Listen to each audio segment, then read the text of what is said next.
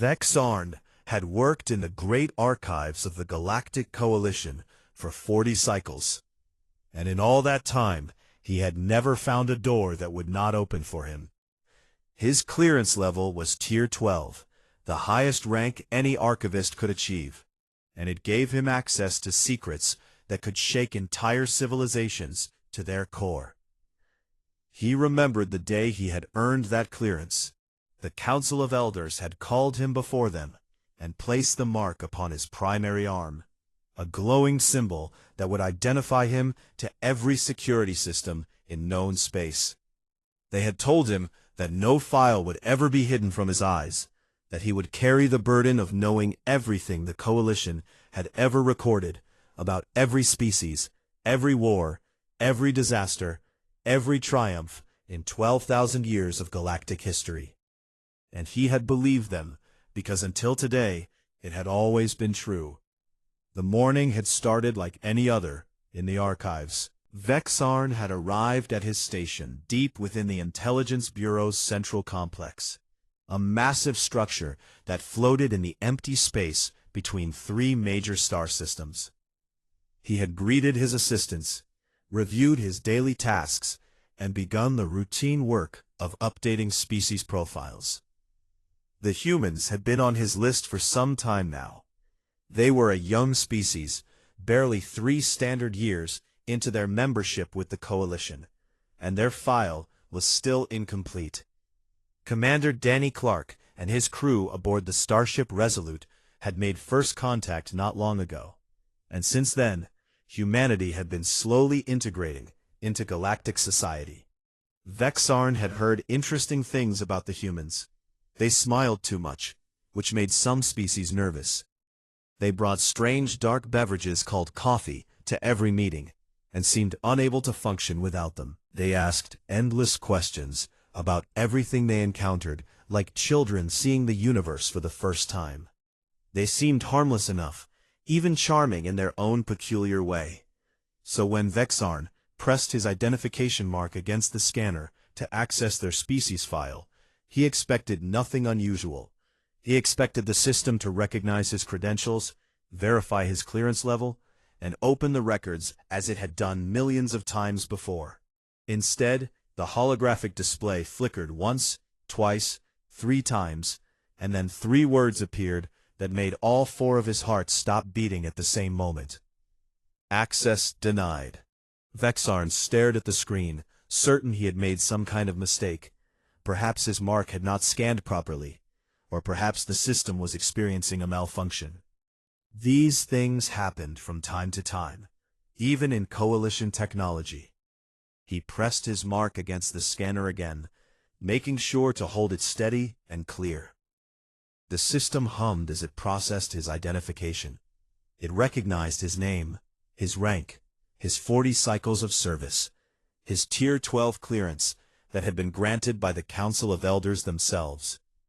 And then, the same 3 words appeared again, but this time with an addition that made Vexarn's exoskeleton grow cold. Access denied. File above all clearance. Above all clearance? That was impossible. Vexarn had accessed the sealed records of the Varathi extinction, a genocide so terrible that its details were hidden from all but the highest officials. He had read the forbidden histories of the Mind Weavers, telepathic beings whose abilities could shatter the sanity of entire populations. He had reviewed the war crimes of species so ancient that their names had been erased from public memory. None of those files had been above his clearance. He tried again, this time invoking emergency protocols that were meant for situations of galactic crisis. These protocols could unseal records that had been locked for thousands of years. They could reveal truths that governments had killed to protect. The system considered his request for several long seconds, and Vexarn allowed himself a moment of hope. Then the screen displayed the same cold rejection. Access denied. File above all clearance. Vexarn pushed back from his station, his mind racing with questions that had no answers. In 12,000 years of Coalition record-keeping, No species file had ever been sealed at this level. Every civilization that had joined the coalition, from the most peaceful to the most dangerous, had their records available to archivists like him. It was a fundamental principle of how the coalition operated. Knowledge was power, and those who protected the coalition needed to know everything about everyone. But the humans, these friendly bipeds who had only recently crawled out of their tiny solar system, were somehow different. What could possibly be in their file that required such extreme security? Vexarn thought about what he knew of humanity. They came from a small planet called Earth, the third world orbiting an unremarkable yellow star. They had achieved spaceflight only a few centuries ago, which made them one of the youngest species ever to join the coalition. Their technology was primitive compared to the elder races. Their military capabilities were laughable by galactic standards. Their population was a tiny fraction of the great interstellar empires. By every measure, they should have been classified as a minor species, worthy of observation, but hardly important enough to warrant special treatment. And yet their file was sealed beyond even his clearance. Something was very wrong here, and Vexarn needed to understand what it was. He began searching through related records, looking for any mention of humanity in files that were not sealed. He found trade agreements, diplomatic communications, cultural exchange programs, all the normal documents that accumulated when a new species joined the coalition. But every time he tried to access anything deeper, anything that might explain who the humans really were and where they had come from, he hit the same wall. Access denied. It was as if someone had drawn a line around humanity's past and declared that no one, not even a Tier 12 archivist with 40 cycles of experience, could cross it. Vexarn saved his work and shut down his station. He needed to speak with someone who might have answers, someone who had been present when humanity first made contact with the coalition. He needed to speak with the Council of Elders themselves. As he left the archives, Vexarn noticed something he had never paid attention to before. The security officers stationed throughout the complex were watching him more closely than usual. Their eyes tracked his movements with an intensity that made his antenna twitch with unease. Had his attempts to access the human file triggered some kind of alert? Were they watching him because he had asked questions he was not supposed to ask? Vexarn quickened his pace, suddenly very aware that in 40 cycles of service, he had never felt afraid in the archives. But he felt afraid now, and he could not shake the feeling that his life was about to change in ways he could not possibly imagine. The humans were hiding something, and the coalition was helping them hide it. The question that burned in Vexarn's mind as he made his way toward the Elder Council chambers was simple but terrifying. What could a young and seemingly harmless species possibly have to hide that would require the highest security classification in galactic history? He intended to find out, no matter the cost. The Council of Elders met in a chamber that floated at the very heart of the Coalition's central station. It was a place of ancient power, where the 7 oldest species in known space gathered to make decisions that affected trillions of lives across thousands of worlds. Vexarn had been here only once before, on the day he received his Tier 12 clearance. He remembered the overwhelming sense of awe he had felt, standing before beings who had witnessed the birth of interstellar civilization itself. Now he felt something different as he approached the great doors. He felt a cold knot of fear in his stomach, a sense that he was about to step into something far more dangerous than he had ever imagined. The doors opened at his approach, responding to his clearance mark, and Vexarn stepped into the vast circular chamber. The 7 elders sat in their traditional positions around the central platform, each one representing a species that had helped found the coalition more than 12,000 years ago. High Counselor Threma was the first to acknowledge his presence. She was a being of pure crystalline energy, her form shifting and sparkling like a living diamond, and she had been ancient when the Coalition was young. Her voice resonated through the chamber like wind through hollow stones. "Archivist Vexarn," she said, and though her tone was calm, there was something underneath it that he had never heard before. "We have been expecting you." Expecting him? That meant they already knew about his attempts to access the human file. They had been watching him, monitoring his activities in the archives, waiting to see what he would do. "High Counselor," Vexarn said, trying to keep his voice steady, "I have come to request clarification on a matter that concerns me deeply. I attempted to access the species file for humanity and found it sealed beyond my clearance level." The elders exchanged glances that carried the weight of millennia. Vexarn saw something pass between them, a silent communication that he could not read. And then Threma spoke again. "You should not have attempted to access that file, Archivist." The words hung in the air like a threat, but Vexarn refused to back down. He had dedicated his entire life to the preservation of knowledge, and he would not be frightened into silence. "With great respect, High Counselor, it is my duty to maintain complete records on all species within the Coalition. How can I fulfill that duty if an entire civilization remains sealed from my view?" Ambassador Grencall, the ancient insectoid representative, whose species had been among the first to achieve faster-than-light travel, clicked his mandibles thoughtfully. He was older than most star systems, and his compound eyes had seen things that Vexarn could not begin to comprehend. "Tell me, Archivist," Grencall said, his voice like the rustling of dry leaves. "Do you know why we welcomed humanity into the Coalition so quickly?" Vexarn considered the question carefully. He knew that most species underwent centuries of observation before being offered membership. The process was designed to ensure that new civilizations were stable, peaceful, and ready to take their place among the stars. "I assumed it was because of their adaptability," he said, "and their rapid technological advancement. Humanity went from primitive rockets to functional starships in less than 300 years, which is remarkable by any standard." Grencall made a sound that might have been laughter, but there was no humor in it. "No, Archivist, we did not welcome them quickly because we were impressed by their potential.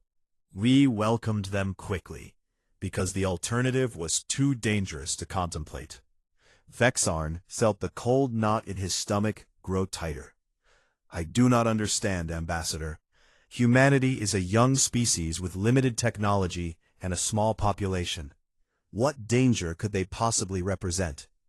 The elders exchanged another series of glances, and this time Vexarn saw something in their ancient eyes that he recognized. It was the same expression he had seen in veterans of the Void Wars. Beings who had witnessed horrors that left permanent scars on their souls. It was fear. These beings, who had lived for thousands upon thousands of years, who had seen empires rise and fall, who had survived catastrophes that had wiped out entire civilizations, were afraid. And they were afraid of humanity.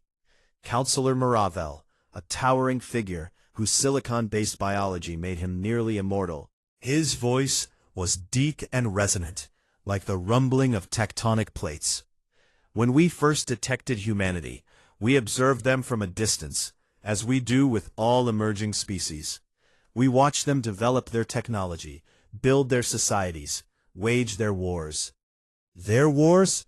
Vexarn asked. "Yes, Archivist. Humanity is unique among all the species we have ever encountered. They are the only civilization that has repeatedly waged total war against itself." Vexarn tried to process this information. He knew that conflicts occurred among all species. But total war against one's own kind? Surely other species have experienced civil conflicts, he said. "Civil conflicts, yes," Maravel replied, "but not like humanity. When humans go to war, they do not fight for territory or resources alone. They fight to utterly destroy their enemies. They develop weapons specifically designed to kill as many of their own kind as possible. They burn cities, poison lands, and slaughter innocents without hesitation." High Counselor Threma raised a crystalline appendage, and the chamber fell silent. "The file is sealed, Archivist, because of what we discovered when we first made contact with humanity. We learned things about their species that we have never shared with the general population of the Coalition. We learned things that would cause panic if they became widely known." "What things?" Vexarn demanded, his curiosity overwhelming his fear. Threma's form flickered, the light within her shifting to darker shades. "We learned that humanity had already developed weapons capable of destroying their entire planet. We learned that they had come within moments of using those weapons on multiple occasions. We learned that their survival as a species was not the result of wisdom or enlightenment, but of pure luck." "And we learned something else," Grenkall added, his mandibles clicking rapidly. "Something that terrified us more than anything else. We learned that when humanity discovered the precursor gate in their outer system, their first instinct was not to explore it, or study it, or use it to reach the stars. Their first instinct was to destroy it." Vexarn stared at the ancient ambassador in disbelief. No species in galactic history had ever tried to destroy a precursor gate. The gates were gifts, pathways to the stars, the foundation of interstellar civilization. "They tried to destroy it because they saw it as a threat," Threma explained, "because they assumed that anything unknown was dangerous and had to be eliminated before it could harm them. That is how humanity thinks, Archivist. That is who they are." "The file is sealed because some knowledge is too dangerous to be known," Grenkall said, his voice dropping to a whisper. "And the truth about humanity is the most dangerous knowledge in the galaxy." Vexarn stood in silence, his mind struggling to accept what he had heard. The friendly bipeds who brought coffee to meetings, who smiled too much, who asked endless questions like curious children, were apparently the most terrifying species the Elders had ever encountered. "Return to your duties, Archivist," Threma commanded. "Forget what you have learned here, and never attempt to access that file again." But as Vexarn left the chamber, he knew that forgetting was impossible. He had to know more, and there was only one way to find out the full truth. He would have to ask the humans themselves. Lieutenant Kate Morrison had noticed the alien following her almost immediately. She was trained to notice such things, and the large insectoid, trying to hide behind a decorative plant that was 3 sizes too small for the job, was not exactly subtle. She smiled to herself as she continued browsing through the Vrelian silk merchants in the station's commerce district.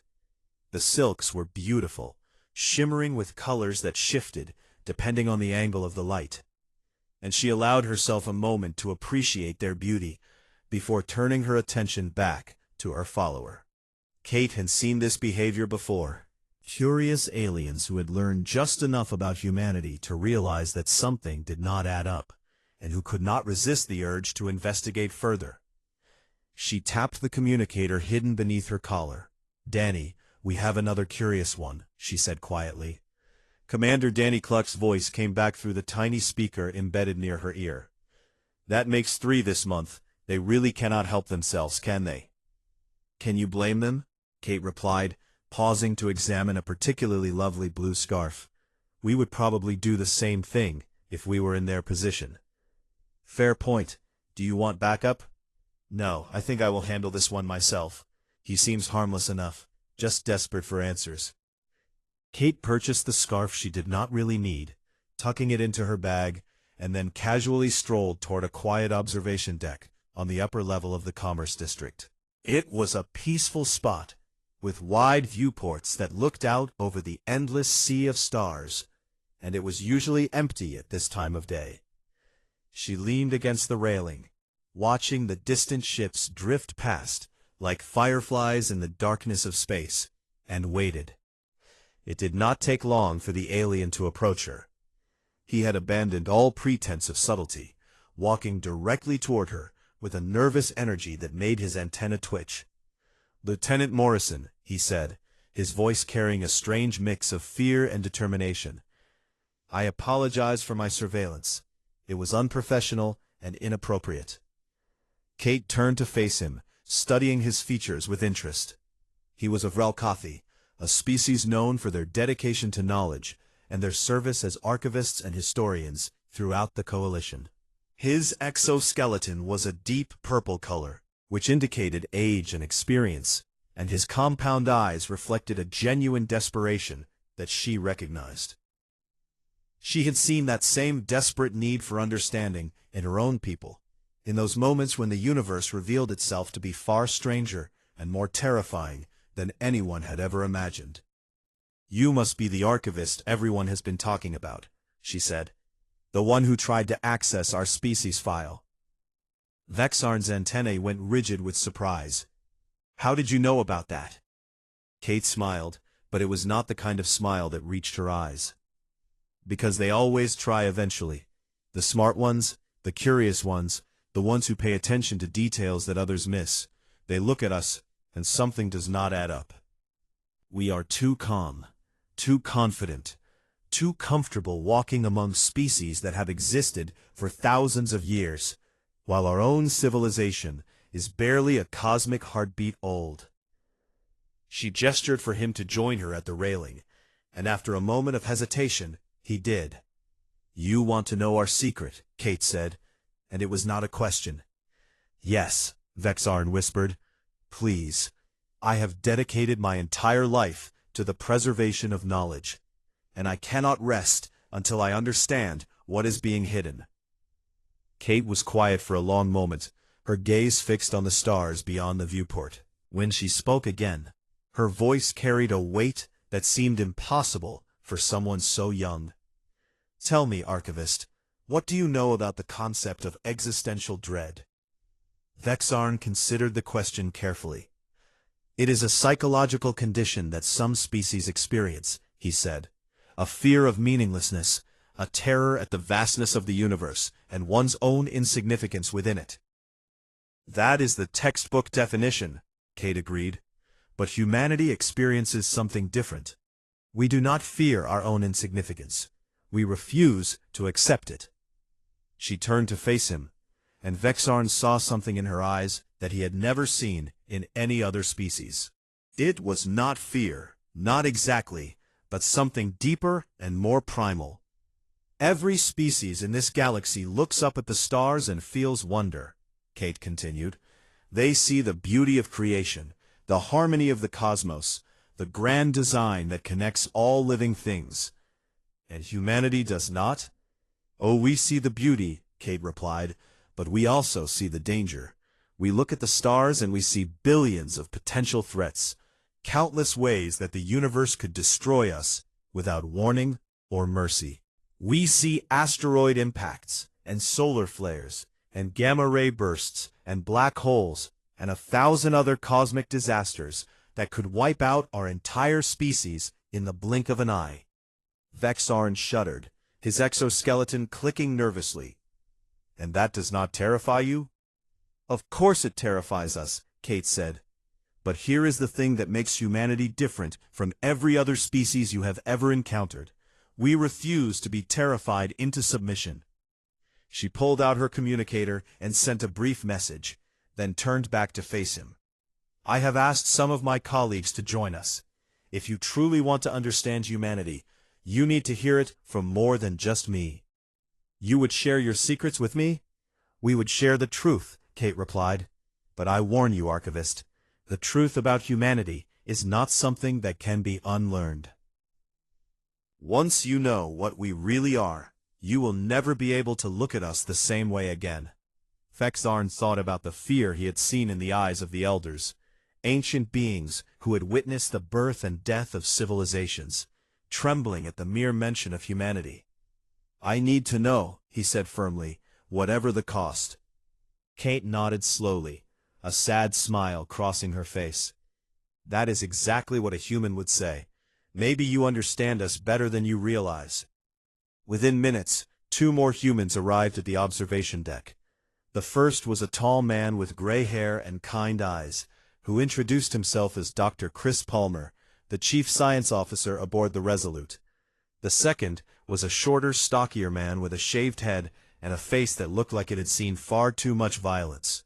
This was Sergeant Nate Reeves, a soldier whose eyes held shadows that did not belong to this era of peace. Kate led them all to a small private chamber just off the observation deck. Once inside, she activated a device that hummed with energy, and Vexarn felt a subtle shift in the air around them. "This room is now shielded from all surveillance," Kate explained. "What we discuss here will remain between us." Vexarn looked at the three humans, these representatives of a species that had somehow become the most classified secret in galactic history, and felt a mixture of fear and excitement coursing through his body. "Tell me everything," he said. Kate, Chris, and Nate exchanged glances, and then Kate began to speak. "It all starts with a simple question, Archivist. What would you do if you believed that the entire universe was trying to kill you?" The shielded chamber felt smaller than it actually was, as if the weight of what was about to be revealed had somehow compressed the very air itself. Vexarn sat across from the three humans, his compound eyes fixed on their faces, waiting for them to begin. Dr. Chris Palmer spoke first, his voice calm and measured, like a teacher explaining a complex lesson to a student. "The file is sealed because of what humanity discovered," he said. "Not about the universe, but about ourselves." "I do not understand," Vexarn replied. Chris leaned forward, his fingers laced together. "Every species in the Coalition achieved faster-than-light travel through the same method. They found the precursor gates that were scattered throughout the galaxy, ancient structures left behind by a civilization that vanished millions of years ago. They studied these gates, copied their technology, and used them to reach the stars. This is common knowledge," Vexarn said. "Humanity used the same gates." "We found a gate in our outer system," Chris confirmed, "a massive structure orbiting beyond our farthest planet. When our scientists first detected it, they were amazed. Here was proof that we were not alone in the universe, that intelligent life existed beyond our tiny world. But we did not use it," Kate added. "Not at first." Vexarn's antennae twitched with confusion. "What did you do?" Sergeant Nate Reeves spoke for the first time, his voice rough like gravel scraping against stone. "We tried to destroy it." The words hung in the air, and Vexarn felt his exoskeleton grow cold with shock. No species in recorded history had ever attempted to destroy a precursor gate. The gates were sacred, the foundation of interstellar civilization, the gifts that had allowed countless species to rise from their homeworlds and join the galactic community. "That is impossible," he whispered. "Why would you do such a thing?" "Because we did not know what it was," Kate explained. "When our sensors first detected the structure, our military leaders saw it as a potential threat.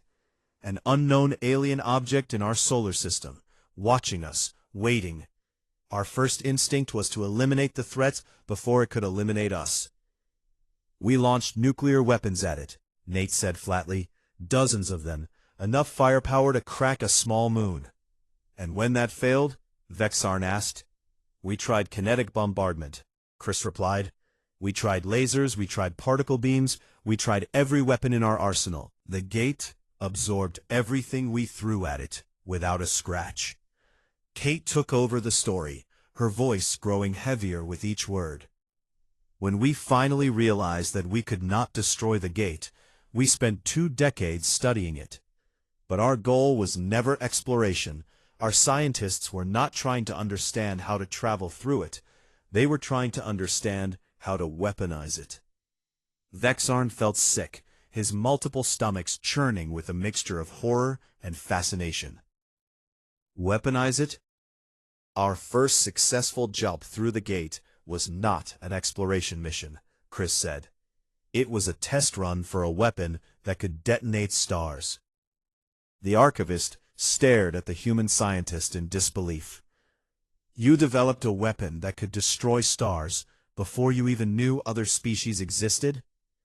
"We assumed that other species existed," Kate replied.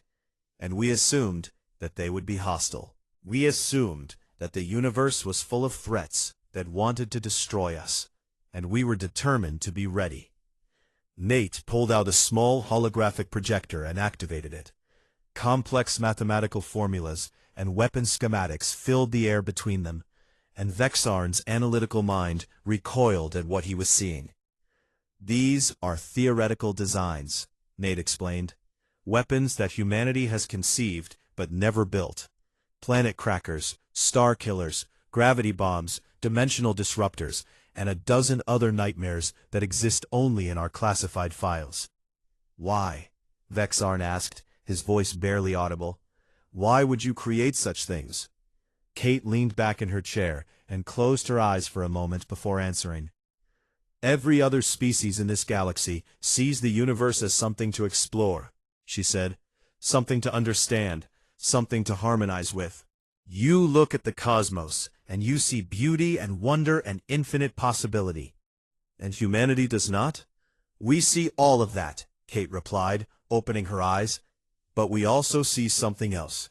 We see a challenge to overcome, a threat to neutralize, a puzzle to solve and then exploit. We see a universe that does not care whether we live or die, and we refuse to accept that indifference." Chris stood up and walked to the wall, placing his hand against the cold metal surface. "When the elders first made contact with us, they were expecting a typical young species, curious, eager, perhaps a little naive. Instead, they found our war histories. They found records of conflicts so brutal that they had no equivalent in galactic history. They found the trenches of our First World War," Nate added, "where millions of soldiers died fighting over a few miles of mud. They found the concentration camps of our Second World War, where we systematically murdered millions of our own kind. They found the nuclear weapons we created to vaporize entire cities in an instant." "And they found something else," Kate said quietly. "Something that scared them more than anything else. They found our survival projections." "Survival projections?" "Models we had built, predicting every possible threat the universe could throw at us," Chris explained. "Asteroid impacts, solar flares, gamma-ray bursts, hostile alien invasions, artificial intelligence uprisings, engineered plagues. We had mapped out every conceivable scenario that could lead to human extinction. And for every single scenario," Kate continued, "we had already developed countermeasures. Not defenses, Archivist, countermeasures. Ways to fight back, ways to win." Vexarn sat in stunned silence, trying to process what he was hearing. He had known that humanity was young and aggressive, but this went far beyond anything he had imagined. "You were preparing for war," he finally said, "before you even knew we existed, before you had any evidence that other intelligent species were real. You were already planning how to defeat them." Nate nodded slowly, his expression grim. "We are always preparing for war. It is what we are.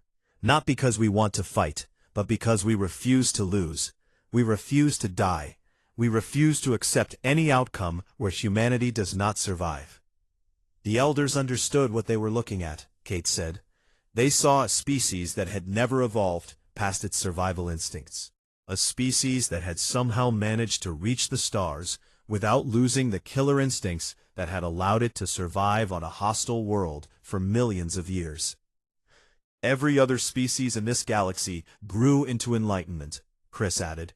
"They conquered their violent impulses and emerged as peaceful, rational beings. Humanity did not." Kate met Vexarn's compound eyes with a steady gaze. "We did not conquer our demons, Archivist. We made peace with them. We kept them as tools, ready to be unleashed if necessary. And when the elders realized what we were capable of, they made a choice." "What choice?" "They chose to bring us into the coalition rather than risk having us as enemies," Kate replied. "They sealed our file because they knew that if the rest of the galaxy learned the truth about humanity, someone would eventually try to destroy us out of fear. And then we would have to respond," Nate finished, his voice cold as the void between stars. Vexarn understood now why the elders had looked so afraid. They had not simply found a dangerous species, they had found a species that specialized in being dangerous, a civilization that had spent its entire existence preparing for the worst and developing the tools to survive it. "What have I stumbled into?" he whispered. Kate reached across the table and placed her hand gently on his arm. "The truth, Archivist, the truth that the galaxy is not ready to know." Vexarn sat in the shielded chamber for a long time after the humans finished speaking, his mind struggling to process everything he had learned. The universe he had known, the orderly and peaceful galaxy governed by ancient wisdom and mutual cooperation, now seemed like a fragile illusion held together by fear and secrets. Kate, Chris, and Nate waited patiently, giving him the time he needed.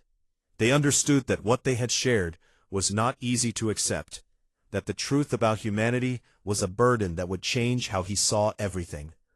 Finally, Vexarn raised his head and met Kate's steady gaze. "The file," he said slowly, "it contains all of this. Every weapon you have conceived, every strategy you have developed, every dark calculation your species has made in the name of survival?" Kate nodded. "It contains everything, the complete and unfiltered history of human violence and ingenuity.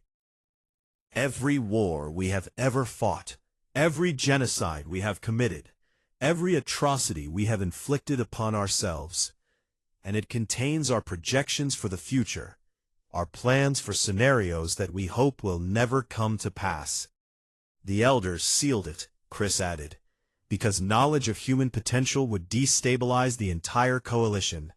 If the other species knew what we were truly capable of, chaos would follow." Vexarn considered this carefully. "Some species would try to destroy you," he said. "They would try," Nate replied, his voice carrying no pride and no boasting, only a simple statement of fact. "And they would fail. Human history is filled with examples of smaller and weaker forces defeating larger and stronger enemies through determination and creativity. We have survived ice ages, plagues, world wars, and the splitting of the atom. We would survive attempts to destroy us." "And then you would respond," Vexarn said. Kate's expression grew somber. "Yes, and that is exactly what the elders wanted to prevent. They understood that a war between humanity and the coalition would be a disaster for everyone. We might not win such a war, but we would make sure that victory cost our enemies more than they could possibly afford to pay." Vexarn shuddered at the cold certainty in her voice. "You speak of war so casually." "We do not speak of it casually," Kate replied gently. "We speak of it honestly. War is terrible, Archivist. No one understands that better than humanity. We have inflicted more suffering on ourselves than any other species in galactic history. We know the true cost of violence." Chris moved closer, his kind eyes meeting Vexarn's compound ones. "That is why we do not want war. That is why we came to the coalition in peace. That is why we smile too much and bring coffee to meetings and ask endless questions like curious children. We genuinely want to learn from you, to grow alongside you, to be part of something greater than ourselves." "But," Nate interrupted, "if anyone threatens our existence, if anyone tries to corner us or destroy us, there is no line we will not cross. There is no weapon we will not build. There is no price we will not pay to ensure our survival." Kate stood up and walked to the small viewport set into the chamber wall. The stars beyond looked peaceful and eternal. But she knew that peace was never permanent, that the universe was constantly changing and evolving and presenting new challenges. "Every species in this galaxy evolved past their violent impulses," she said quietly. "They grew into enlightenment and left their primitive behaviors behind. They became peaceful because they chose peace." She turned back to face Vexarn.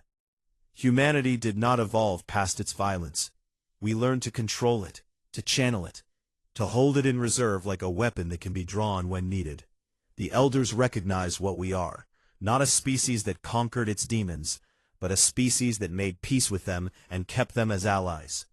Vexarn rose slowly from his seat, his exoskeleton clicking as he moved. "I understand now," he said. "I understand why you were welcomed so quickly into the Coalition, and I understand why the Elders carry such fear in their hearts. You are not the friendly and harmless species you appear to be. You are something far more complex and far more dangerous." "We are your friends, Archivist," Kate said firmly. "Your allies, your partners in peace. We have no desire to harm anyone who does not harm us first. We want to explore the universe and discover its wonders. We want to learn from the ancient species who have so much wisdom to share. We want to build a future where all sentient beings can thrive together."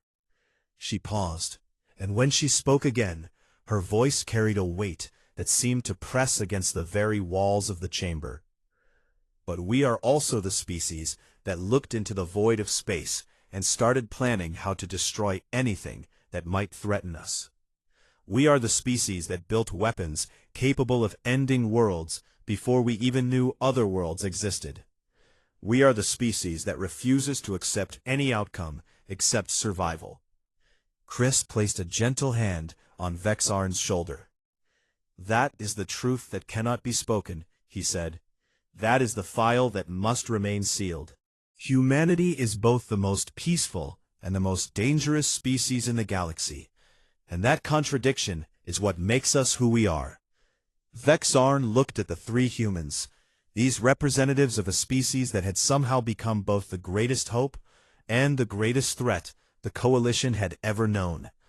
He thought about the Elders, ancient beings who had witnessed the rise and fall of countless civilizations, trembling at the mere mention of humanity. He thought about the sealed file, locked away beyond the highest clearance levels, containing secrets that could shatter the fragile peace of the galaxy. And he thought about his own choice, the decision he now had to make about what to do with the knowledge he had gained. Kate seemed to read his thoughts, because she stepped forward and offered her hand, a human gesture of trust and friendship. "The question is, Archivist," she said, "now that you know the truth, what will you do with that knowledge?" Vexarn looked at her outstretched hand, then at the three humans who had shared their species' darkest secrets with a complete stranger. He saw no malice in their faces, no hidden agenda, no threat. He saw only hope, tempered by the weight of terrible potential. He reached out and took Kate's hand, feeling the warmth of her skin against his cool exoskeleton. "I will do what I should have done from the beginning," he said quietly. "I will trust you. I will keep your secrets, and I will pray every day that the universe never gives humanity a reason to become what you are capable of being." Kate's smile finally reached her eyes, and for a moment she looked like the friendly and harmless human that the rest of the galaxy believed her species to be. "That is exactly what we hope for too, Archivist," she said. "Every single day. We do not want to be monsters. We do not want to unleash the darkness that lives inside us. We want to be the best version of humanity, the explorers and dreamers and builders. But if the darkness ever comes calling," Nate added, his voice barely above a whisper, "we will answer, and heaven help anyone who stands against us."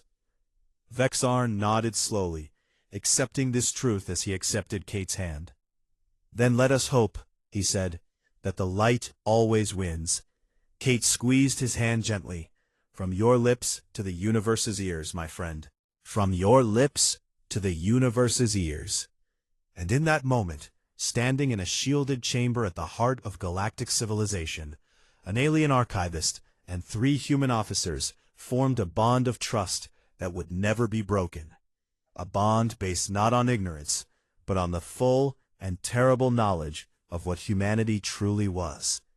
The file would remain sealed, the secret would remain safe, and humanity would continue to walk among the stars, smiling and curious and friendly, while the ancient beings who knew the truth watched and waited and hoped that the sleeping giant would never need to wake.